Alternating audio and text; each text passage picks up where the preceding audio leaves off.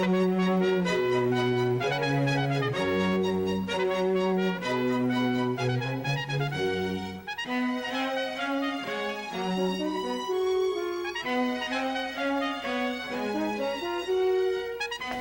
standing here in what used to be, and hopefully will soon be again, my shower. Used to be one of those fiberglass square things that was so small, if I did this to wash my hair, I bumped the walls. It also leaked for 10 years out of the drain. I've since learned that the problem is it was installed improperly. It needs to have a firm underneath so that it didn't wiggle and let the water seep through the drain. Couldn't have been fixed no matter what we did. So we decided to do some serious ripping and tearing. And my favorite person to do that is John Steinmetz here of JCS. And with all my crazy ideas, he's always willing to work with me so that we can pull it all together for something just a little bit different. Now you can see here that we've put in this window. John, tell me about the window. Why does this window work in the shower? Well, it's a solid vinyl window, and even if it gets wet, it really won't hurt it. Like if it's wood, it always turns funny. Well, there was a window here that went up and down. Now, we turned it sideways, and how did that manage to come together with the aluminum siding? Well, we took all the siding off the outside of the house, put the window in, put all the siding back. And replaced it. We're able to patch it so it looks like it was always there. Yep. And the frosted glass is, can you order that in most of these windows? Yeah, in these type of vinyl window, you can always get the obscure glass, they So call the it. fact that I'm standing in the shower with a gigantic window is not going to have any significant problems when someone rings the front door. Yeah, you can't see out. Okay. Now, what is this stuff? This doesn't look typical of anything. What is this? This is cement backer board that we use to put behind the tile so that even if it does get wet, it's really not affected by the water. So this is special to go in a shower or in any place where there's wet conditions. And I love this little bench. Now I had been thinking that I wanted to have some place to sit, but it was John's idea to put it at an angle. And that does not obscure the entrance into the shower. So that was really your idea. But tell me what you did on the ceiling tiles, which sort of parallels the angle down here. Well, we just set them on a 45, because no matter what you do, if you set them square, it never lines up on one wall or the other. Because no walls are ever really Right. square. So not only is it kind of interesting looking, but then it also corresponds, and you're going to put them here as well, right? Right, on a... Now, we have two sets of plumbing that are in the shower, and we're going to have two separate shower heads so that I can have it one temperature, and if I happen to be in there with my husband, he can have it his temperature. So that should be pretty neat. Now that's coming later. We also have a heated towel bar that's going to go in right behind me, and then some kind of a fan, John? With a heater also. With a heater and a vent. Also, yep. So this is going to be the ultimate bathroom. And you promise it'll be done so we can show it next time? It'll be done. Thanks for joining us, John. You're welcome. Winter citrus is a great addition to the diet over the cold weather months.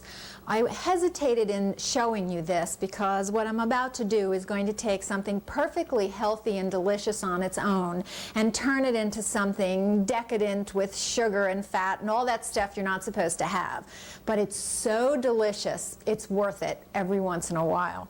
Now I have here some very fine looking grapefruit, and they're cut in half, and I want to show first the correct way to cut a grapefruit. Now my father was a produce merchant when I was growing up, and if I ever cut a grapefruit the wrong way, I would have been in serious trouble. So I want to show you that you can see the little membranes here, and sometimes people will cut all the way around the outside and sever the membranes. Now it's those membranes that are the most bitter part, and you really don't want to cut them because it takes away from the flavor of the grapefruit. So I like to use a pointy serrated knife. This is my favorite knife for cutting grapefruits, and you actually cut around each section. Now it goes faster than you would think when you get the hang of it, and it only takes a minute or even less sometimes to do a whole grapefruit. So I'm going to do all of the grapefruits, and then we will come back and I'll show you how to dress them. 3 of these grapefruit halves are all ready to go into the broiler, but I did want to show you how to do this. First of all, look at how easy a segment comes out when it's been properly cut. Now we'll just slip that one back in there, but it really does make a difference when it's done correctly. Now I know this may seem really excessive, but you won't think so when you're eating them. Now you just put the butter on top, and if you melt it you can brush it on, but I think it really melts down a little bit more effectively if you put it on in a few clumps. And then you load on the brown sugar. Kind of mash it in a little bit. And you put on more than you think. Some of it will certainly melt and run off the top, but a good portion of it will also melt and soak into the grapefruit.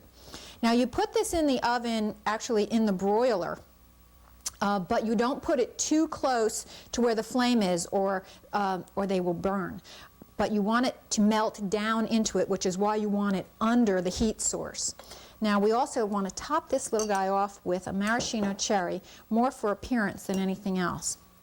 But these were discovered at a bed and breakfast in Lambertville, where I could not believe that you could improve on anything as wonderful as a grapefruit, but you will be surprised. Now we're going to pop these in the oven, and it only takes about 10 minutes, and then we'll be able to enjoy them. Again, the rack is not too high up because we don't want it to burn. Keep them all even. There we go. And this is an outrageous winter treat. We'll be back in just a minute with the finished product. Okay, these should be ready to come out of the oven. Notice how all the brown sugar is melted and they're just beginning to brown on the top. They look like they are just perfect. They smell wonderful, and you will never have another grapefruit experience like this one, I promise.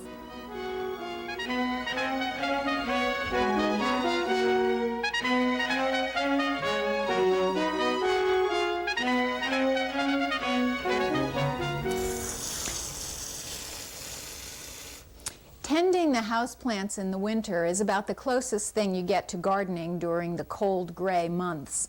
With this wonderful little gadget that I showed you at one point outside, it can be attached with a special adapter to the kitchen sink and makes watering the plants inside extra easy.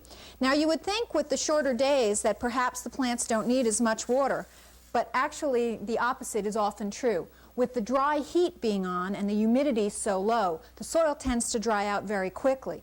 If you group your plants together, and as the water evaporates naturally, it can increase the humidity in your home as well as the humidity around the plants. It is nice to have some houseplants that will bloom in the winter and help chase away some of those winter blahs. I have 2 right here that bloom for most of the winter, which is a wonderful surprise. This is a crown of thorns, and you can see the brilliant red blooms. They're tiny, but still a little bit of color in the winter is much appreciated. And you can also see how the wonderful color can show how it is actually related to the Christmas plant, the poinsettia. Now this is a very strange plant. This is called a pregnant onion, and it's actually in the genus Ornithogalum.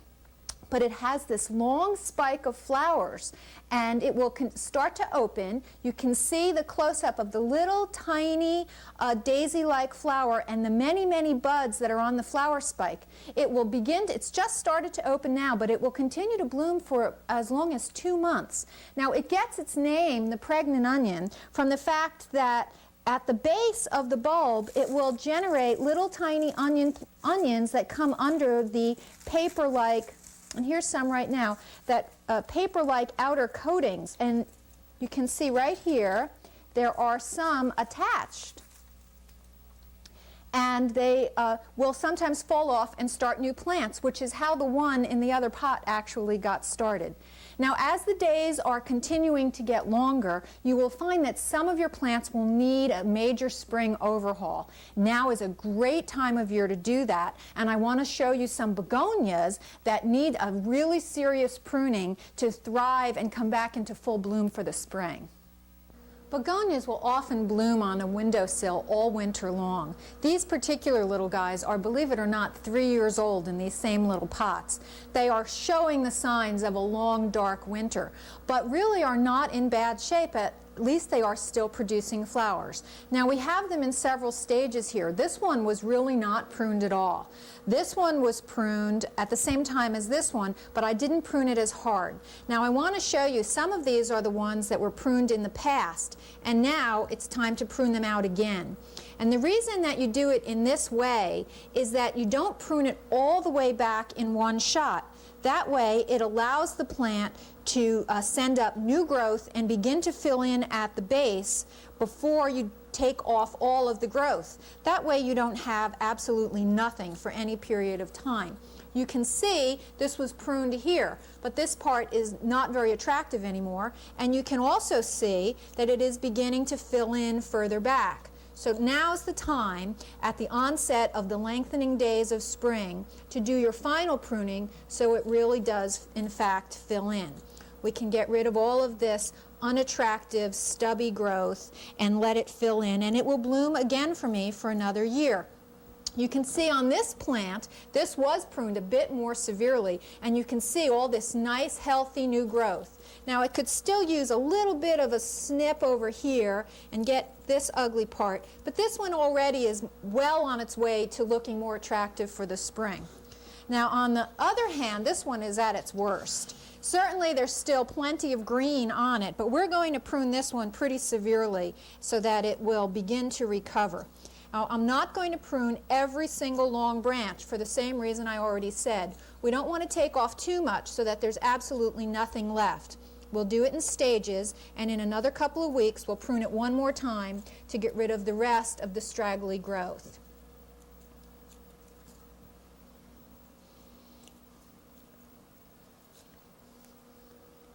This one has actually gotten through the winter fairly well. It was one of the healthiest, which is why I waited the longest in order to prune it. Now you want to take at least some of the branches pretty far back and get rid of some of the stubby, ugly part even now. So this one looks a lot better. We got rid of all of this off of these little plants, and it will begin to fill in. In about 2, maybe 3 weeks, I will prune this again. Now all of these little plants are in need of a good drink, so we're going to take care of that right now.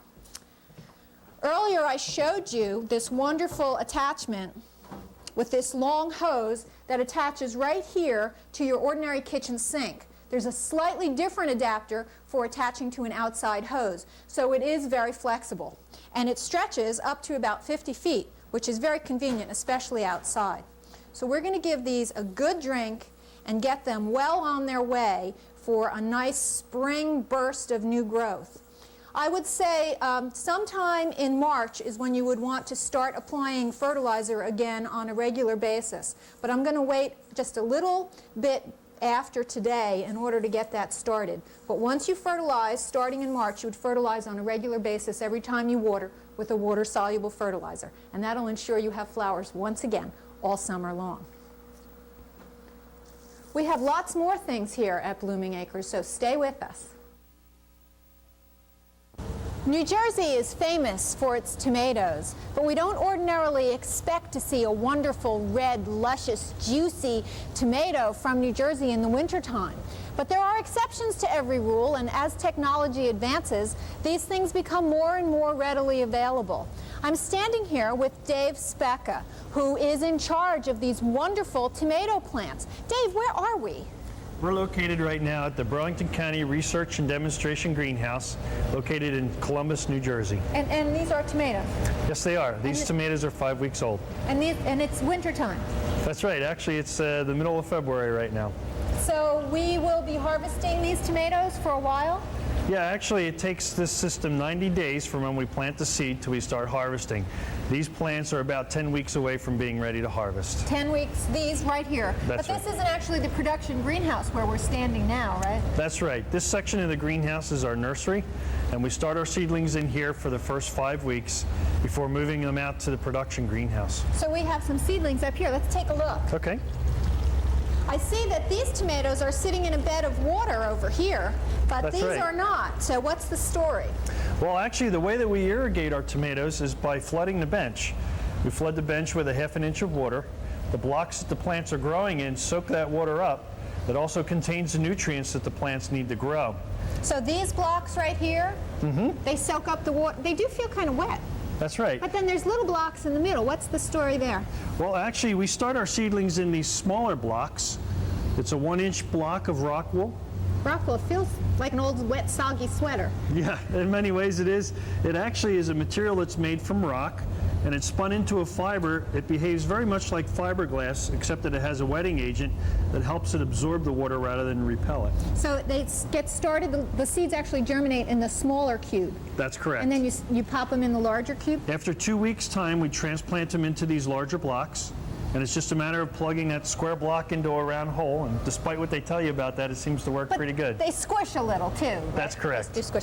Yep. Okay, and now on this side, we have the larger plants, but they look like they're in the same size block. What's the story? The plant's so much bigger.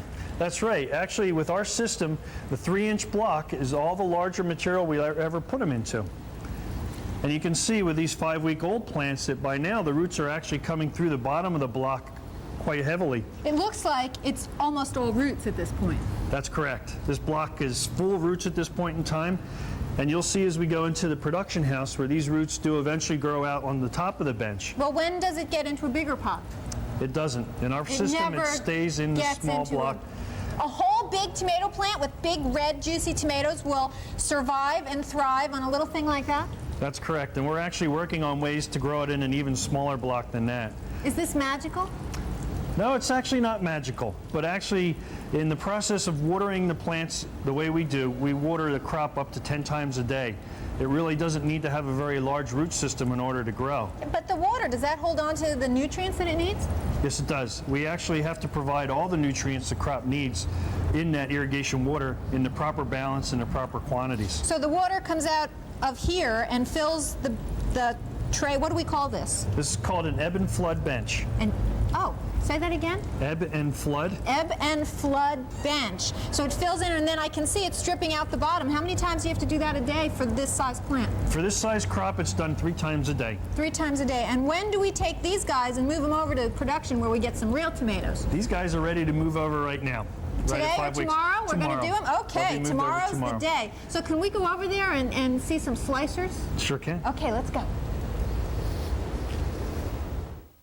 It must be incredibly expensive to heat a greenhouse of this capacity. How much space is actually under here? The production part of the greenhouse is a full 1-acre greenhouse. And yes, it can be very expensive. In our situation, though, we're actually doing something that's actually quite a bit different. We're using landfill gas that is a high percentage methane gas, methane being the same gas that is in natural gas. And we use that in our boiler to make our hot water for heating. So when we drove in here and drove past the closed parts of the landfill, we saw these strange sort of exotic looking pipes sticking out of the ground. Is that where the methane comes from? Yeah, actually those are called the extraction wells. After the landfill is closed, they come in and drill those pipes down through the trash, the layers of trash, to collect the gas. And then from that collection system, it's pushed over to our boiler where we burn it for heat. So that's why this is, at least in part, called a resource recovery facility? That's correct. Okay, we're recovering good stuff. Now look at these tomatoes.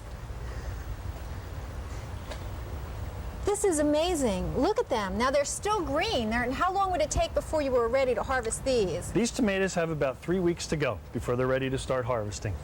3 weeks, and then you pick them red, you pick them a little bit red? That's right. No, the advantage to growing here locally in New Jersey is that we can actually wait until the last minute to harvest these tomatoes, thereby letting as much flavor develop in the fruit as possible. So we wait until these tomatoes are red before we pick them. We pack them the same day, and within a day they're on the shelves of the store. So it's 3 weeks till these are ready. What's going on here? You remember the 5-week-old plants we saw in the nursery?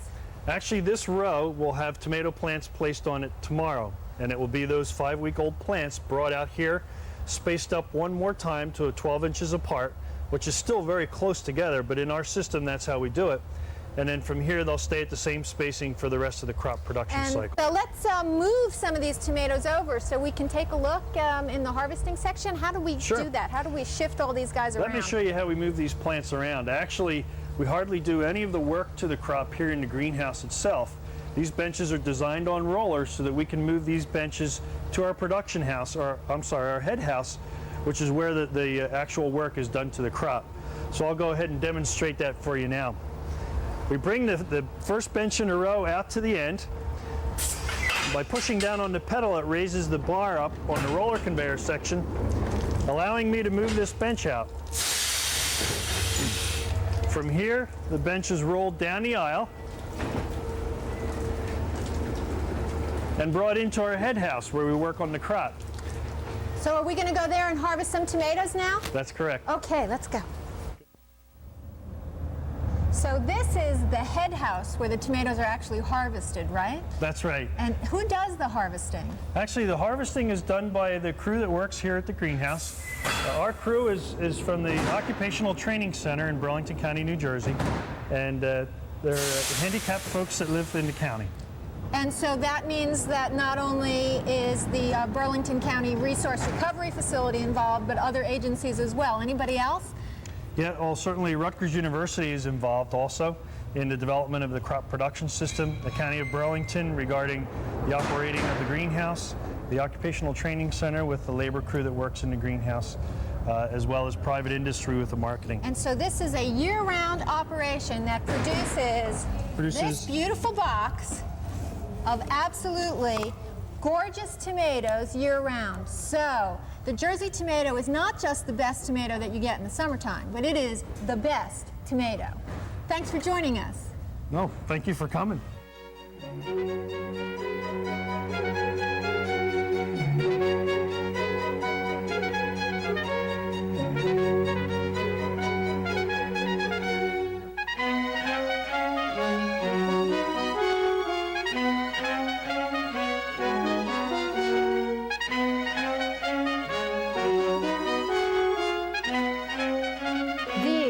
Beautiful Jersey tomatoes, and Dave Specka of the Burlington County Greenhouse was kind enough to share with us a few of his precious harvest from his indoor greenhouse where he grows tomatoes all year long. Now I want to serve them in something called bruschetta. It's an Italian dish that's generally served as an appetizer, or you can serve it at a party as an hors d'oeuvre. It's very easy to make. There's no cooking involved, but you have to be a little bit skilled at cutting things up, and of course the quicker you do that, the less time it takes to prepare. Now this is actually 2 of the tomatoes that I've cut up finely, and you can see that I've put them in this strainer, and the reason for that is tomatoes are very juicy, and the more you cut them up the juicier they get, and sometimes if they're too juicy, when you make the bruschetta it makes the bread all soggy, and that's not very good. So I've put them in here to let some of the excess juice flow out. Now really and truly what is in the bottom of this bowl is tomato juice. What you drink is really mashed up tomatoes, but this is the true juice that comes out of the tomatoes, and we're going to save this. We're not going to waste this. I'll make some rice for dinner tonight, and I'll use that to cook the rice. It'll give it a little bit of extra flavor. So we're going to take these tomatoes that are fairly well drained and put them in this nice pretty bowl. I've also cut up some onion. That's about 3 slices of a 3-inch onion, so it's not an enormous amount of onion. We'll mix that in. Now, I have to admit, I love my garlic, and not everyone loves garlic as much as we do here. So I've got a bunch of cloves here, and I'll tell you, I have found in general, rather than using cut-up pieces, that I really prefer to press the garlic, and that way, instead of getting clumps, it's more uniformly distributed in whatever it is that you're making. Sometimes biting into a big piece of garlic is not the most appetizing thing you can do. So if it's spread out and much more fine, you still get the flavor without ever biting into those hunks. Now when you cook garlic, it may not be the same, because when you cook it, you get a burst of that flavor from cooking.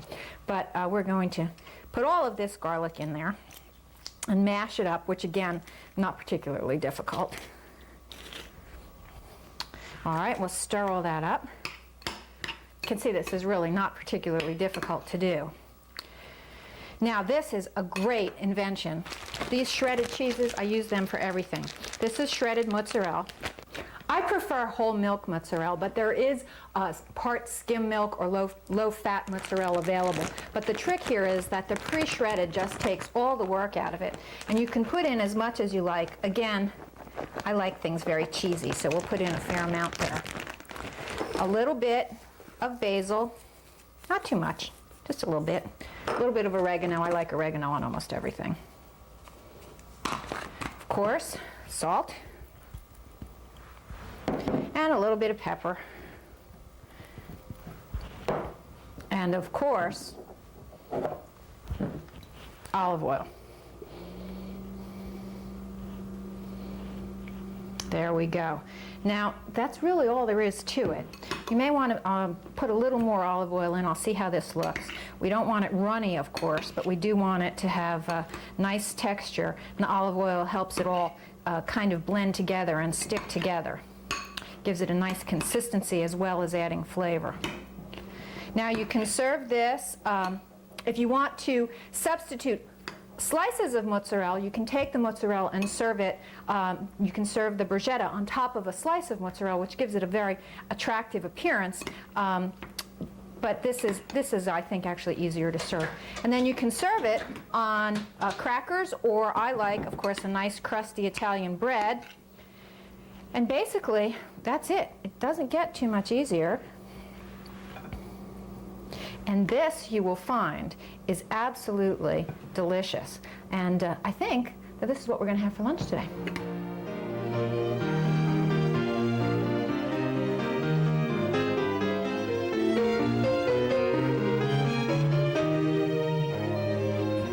Well, that wraps up another show at home with Peggy. And I don't know about you, but I've worked up an appetite. We'll see you here next time with more great stuff.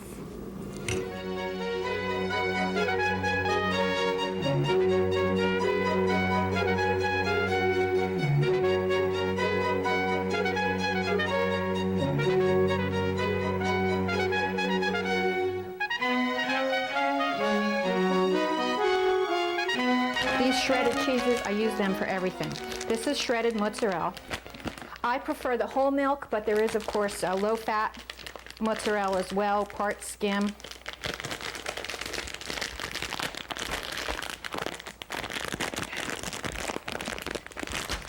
Break! I thought you opened this. Thought you opened this. You didn't. You did. Oh, thanks a lot.